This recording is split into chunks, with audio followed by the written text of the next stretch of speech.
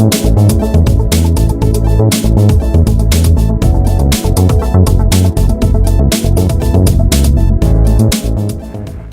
right, it's always difficult to follow Fred. I've had to do it twice in my life, and so this is my third time. I'm going to quickly talk about running a medical practice like a business. And to tell you the truth,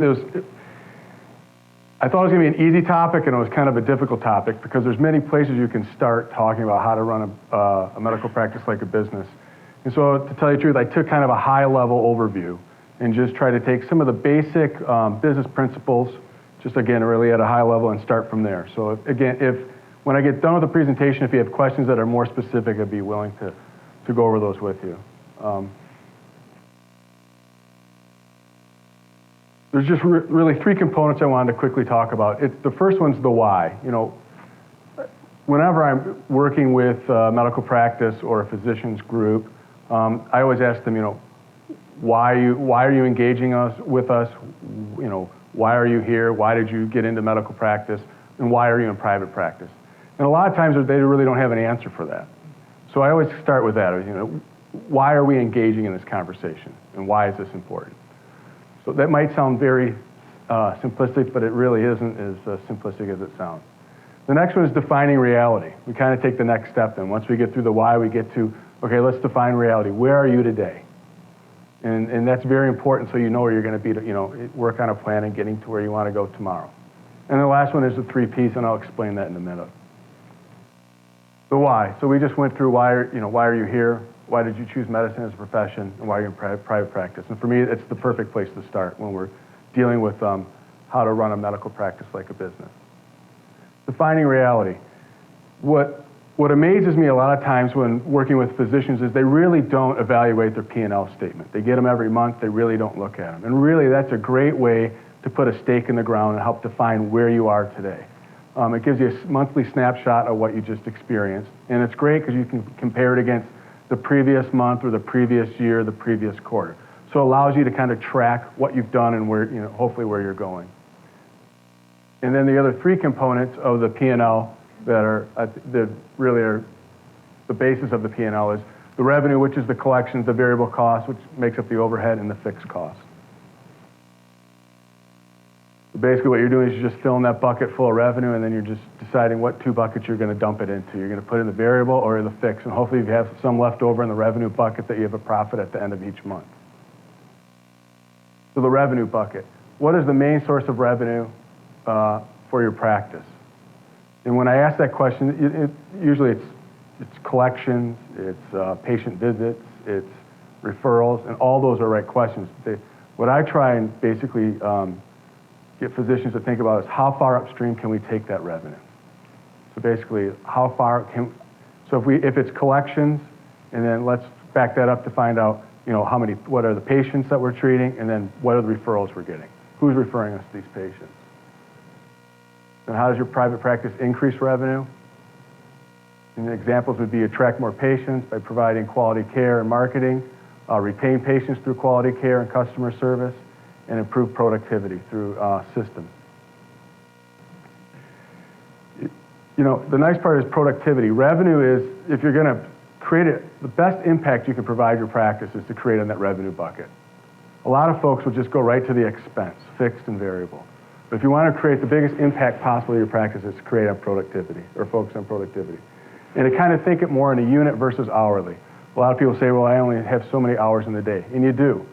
But you're not charging by the hour. You're not collecting by the hour. You're collecting by the patient. So it's just how many patients can you move through your practice, increasing accessibility without jeopardizing patient care. So the variable bucket, what's in this bucket? You need to ask yourself, what makes up the largest portion of this bucket, and then what in this bucket provides value. And typically the largest variable cost in each variable bucket would be your staff. And you really need to evaluate what staff is providing you the best value. The last one is the fixed, what's in this bucket, and then what makes up the largest portion of this bucket. And typically, that of course is the most difficult one to move. That's where your vendor costs are in there, your service fees.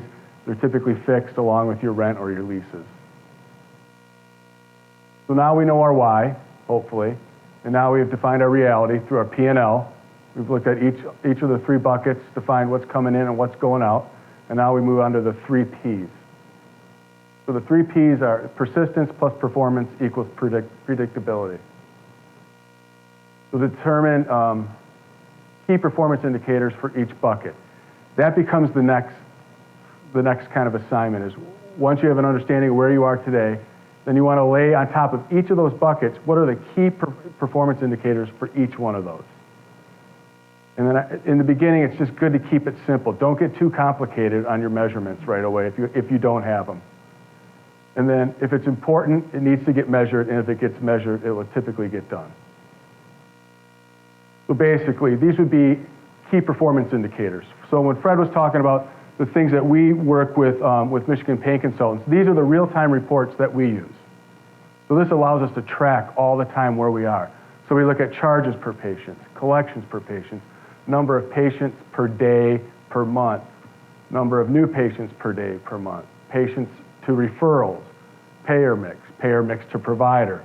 And again, we started small, 15, 20 years ago, and we've just kept adding to this and adding to this and adding to this. So this allows us to just react more nimbly than we did before by waiting 6 months to find out what happened. In our variable bucket, we're looking at staff ratios per provider. We're looking at staff cost per patient, overtime cost per day per month, and then clinical supply costs. And then on a fixed, it's square foot per staff, and then fixed cost per provider. And people ask, well, what's a square foot per staff? Why is that important? For us, if you can pull staff that's sitting at a desk where you're paying $37.50 per square foot, and you could put them in a centralized place where you might be centralized service or centralized business providing the same service that you're charging, $11.50 a square foot, you're saving quite a bit of money. So your office, you can create more billable space. So with predictability equals opportunity. So if you can define your why, get to your stake in the ground, define your reality, and you can get some key performance indicators within each of those 3 areas and become predictable, that'll allow you to grow, allow you to improve, it applies focus where you need it, and it also allows you to be very nimble in your practice. We work with a neurosurgeon. Fred just asked me to give an example of one of the physician groups that we work with. We work with a neurosurgeon out of Ohio, and he came to us because his variable costs were kind of out of control. And so we've been working in his practice for about 1.5 years. Well, when we went down there, he had about 4, 5 staff people. He just didn't have time to manage them. They really didn't know what they were doing. And so what we did was we took the billing to our office in ProCare. So we started centralizing his billing. Well, then he was in this situation, one of his staff people then left. So he was saving money. It was cheaper to use us for billing than have a full-time staff person. Then we started doing the scheduling. So he added a service. Then we started helping him do some of his marketing. Well, in the end, after 1 year, he actually has a kind of a virtual office. He has no staff. We do all his calls, we do all his scheduling, we do all his billing, we do his marketing, we do all his pre-authorizations for his patients. So when patients come in his office, he's downsized his office, we've cut it in half. So when patients come into his office, they go with a kiosk, they just say that they're there, and then he comes back, he gets them, brings them back to the office, and he does his office visits. So he has virtually eliminated almost all of his overhead except for a few of his other vendor relations, for instance, like phone and stuff like that, and then his lease costs. But he just cut back his lease by 50%. So what he's doing is he's just nimble, and he has the ability to grow. And his idea is then to get other neurosurgeons from other areas within Ohio or other states to do the same thing. So, how much has it saved his? Oh, it saved his practice hundreds of thousands of dollars. Yeah, because, again, what our outsourcing fees are probably 1/10 of what he was paying, yeah.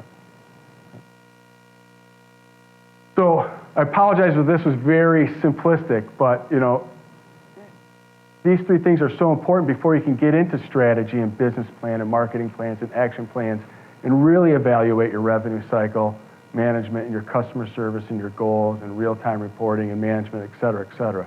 I mean, you just want to make sure you got that stake in the ground and you know why you're doing what you're doing.